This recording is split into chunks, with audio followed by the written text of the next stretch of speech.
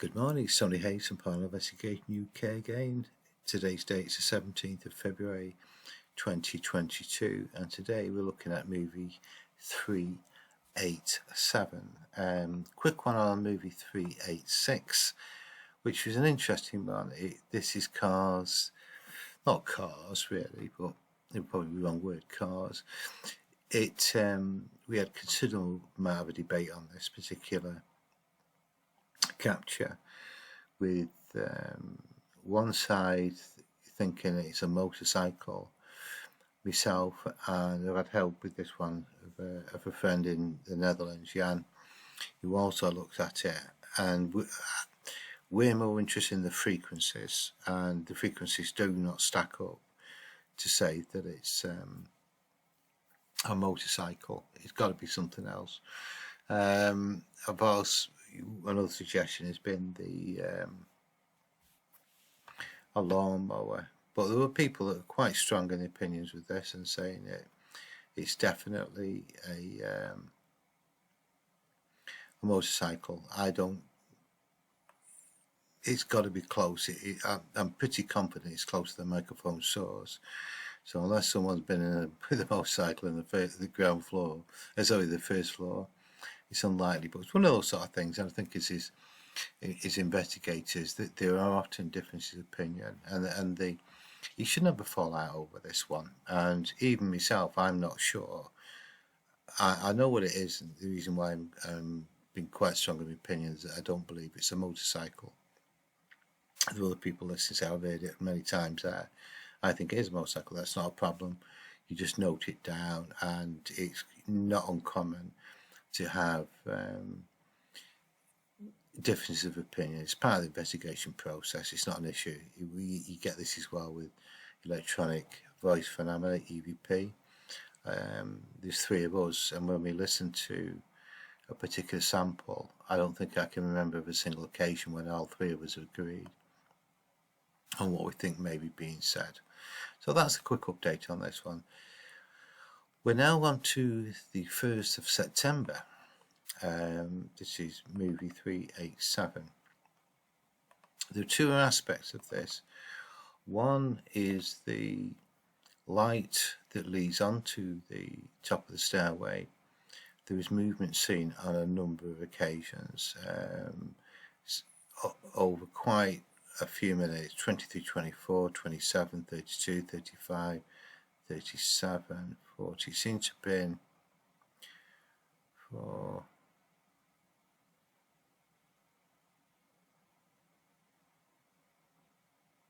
seems to be every three. That's 5 minutes. That's 3 minutes. That's 3 minutes. That's 2 minutes. That's 3 minutes.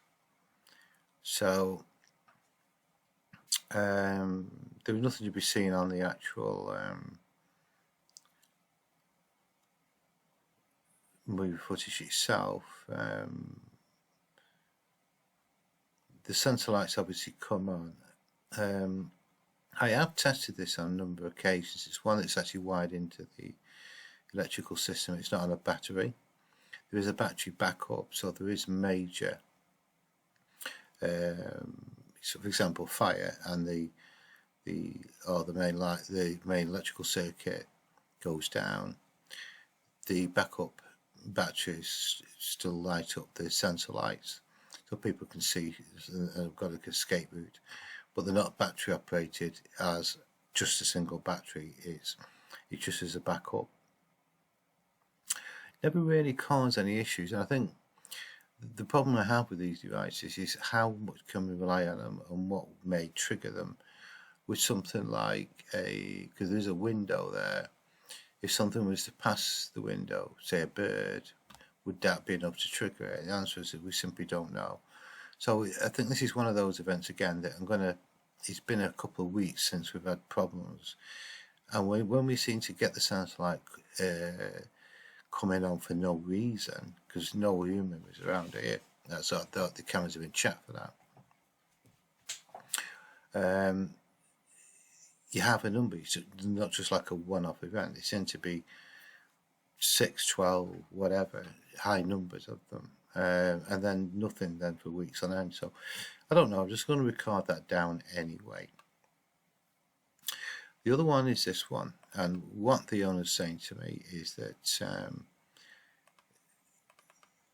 on this particular one, this is at 20, so a little bit earlier, this on the 1st, this is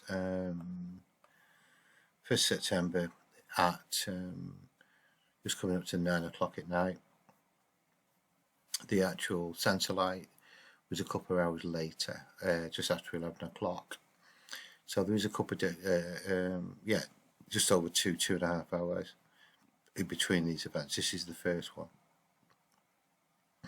So he mentions that the anomaly, which is what triggers the camera, may possibly be dust. Let's have a look at that first. Certainly it does look like dust.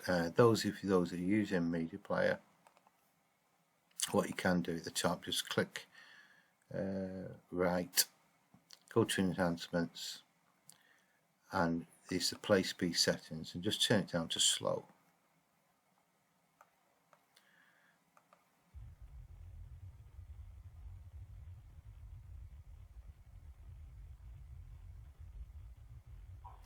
Yeah, I think that's more inset than dust.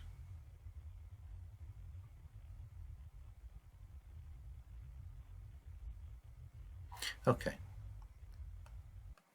we'll make absolutely certain. So what we'll do, we'll open it, Movie Maker. Just give it a few seconds just to configure the movie format.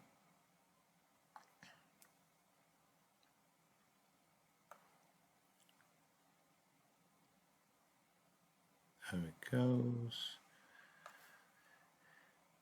And all you do then is you split. To split it is right click, split, hit the section you don't want, remove the bit you don't need, go to video tools, and now go to the slowest speed. Obviously the size of the movie is going to increase, and what you can do then, something you can't do in Media Player, you can actually move it with the fader slider. There it is. And do the same process really, just split it, remove the bit before it you don't need,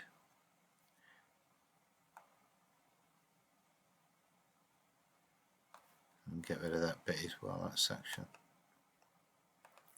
And what I often do with these is I'll keep it in the folder, because every day that we have events, they have one folder per day.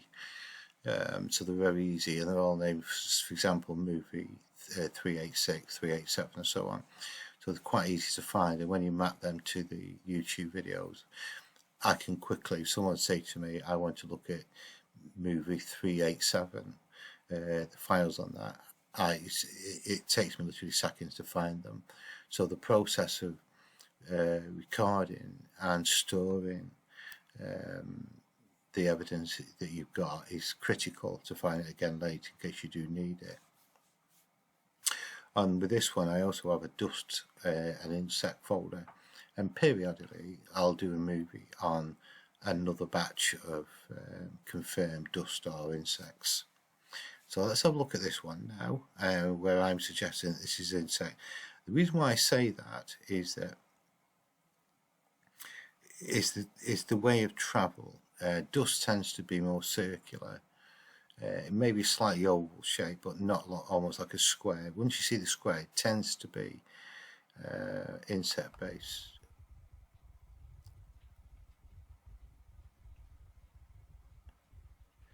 I've changed my mind.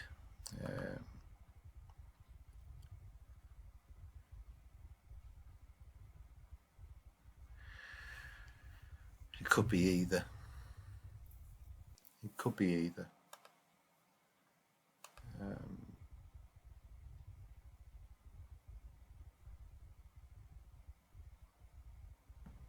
Okay, I'm actually going to save that.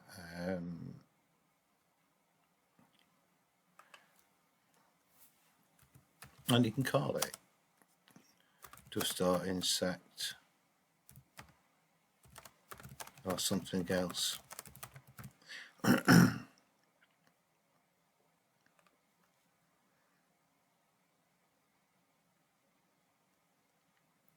Okay, because the reason why I put something else is because of the fact that it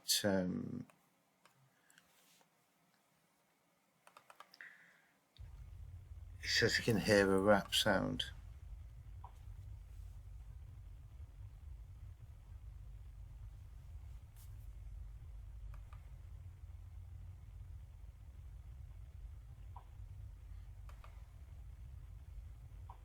There is a slight rappy sounding thing they can hear. So at the moment we've got one event which was suggesting it could be dust, could be insect, or it could be something else. We've also got a sound in there. Now that doesn't mean to say that the two are of the same event. They could be. There's a mistake I've seen happen quite often. Treat them separately. Don't bundle them together. Just because you've got a light anomaly and a sound at the same time, it's confirming it's paranormal. It doesn't. It might do, but it might not. So treat them separately. So let's pop that in there.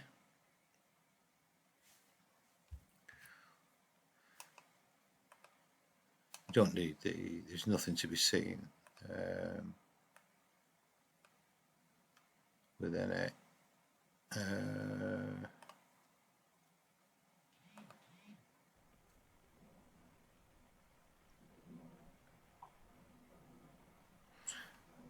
Yeah, there is I have actually watched this all the way through, and there's nothing visual to be seen, I promise you. So, no, I'm going to keep out of it. Right, this is very low in volume. It's job to. It's not showing any signal.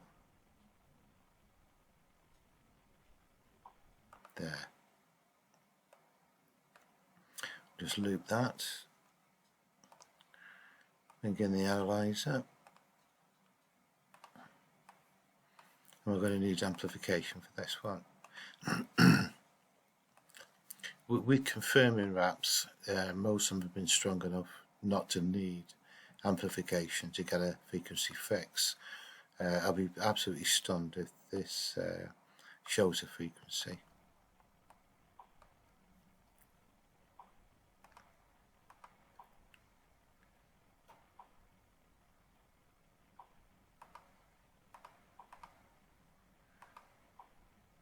There's a little bit of a jump there. And this is because if I switch from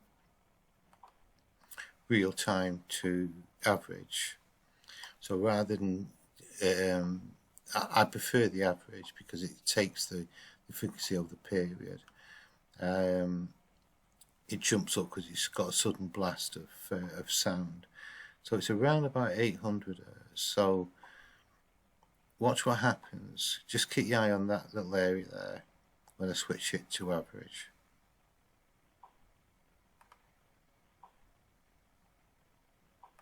Can't see it though.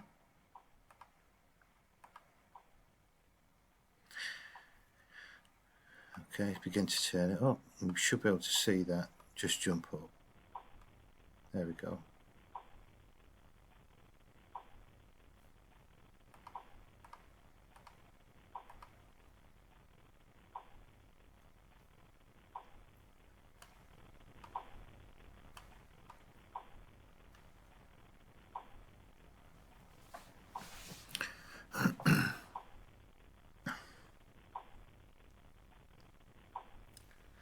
I've had to increase the.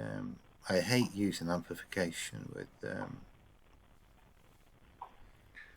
I've gone about 8 or 9 decibels additional volume there, and there's this pillar. Frequency. The problem is if we begin to increase the amplification, I'll start to get background feedback because sounds always occur, and even though you may not hear it, and it'll just give you a completely false sense of frequency. In fact, it hasn't. There's a couple of reflections there.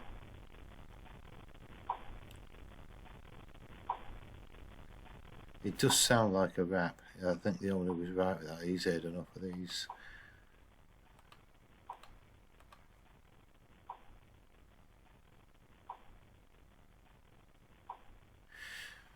Yeah, there doesn't seem to be any side frequency, so it could well be that the sound's very close to the microphone source and it's such low volumes. So what we do now,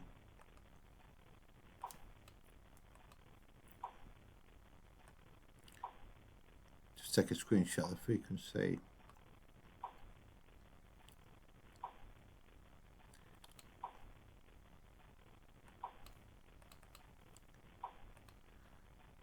Pop that in there.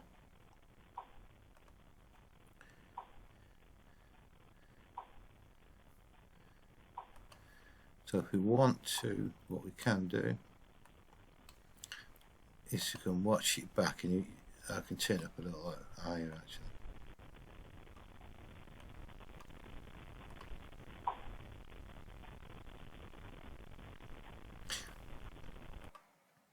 So what you've got is the anomaly that flashes by, followed by the rap sound.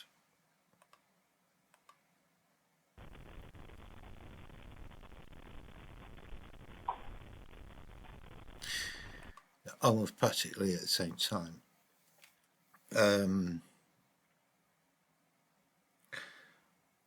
You've got to be rightly suspicious with any light anomalies.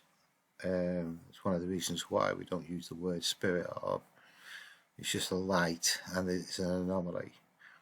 If I just see that in normal context, without any sound, I would suggest that that's more likely just airborne particle insects. But I can't rule out the fact that as it comes past, there is a very distinct rap sound.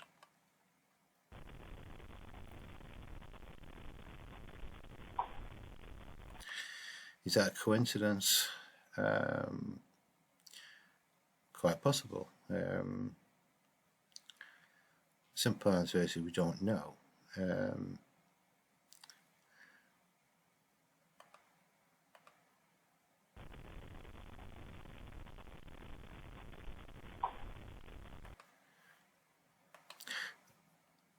Slightly off topic, but I'll cover this anyway.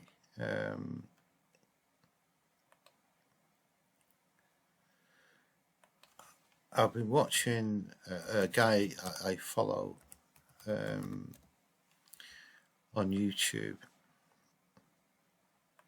named Chris Holton. Just shut that down a minute. He got quite a remarkable capture. If you put ghost wet hand waves, or in fact just put Chris Holton onto the earth, you'll find his channel. Well worth subscribing to this guy. Very impartial, and goes out, and it's quite a good capture. This it's interesting. So what they've done, they've gone into a chapel, set up a camera. In fact, I'll find it for you. Just shut that a second.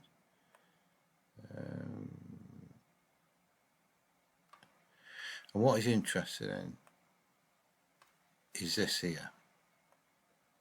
He does zoom in. Just see something go past there very quickly.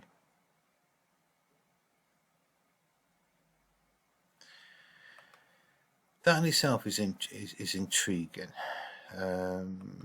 It seems to be travelling quickly. There you are again.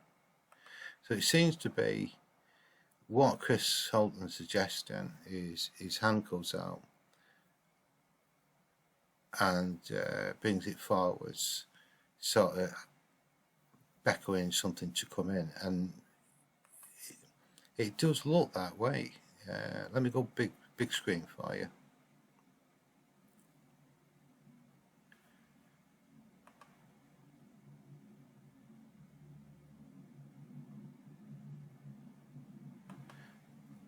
Is it a hand beckoning? Now what I can say is, you know, if you look at this this one,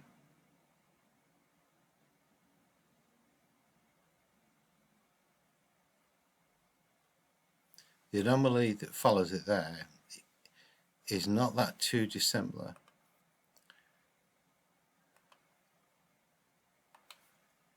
than what we're dealing with here.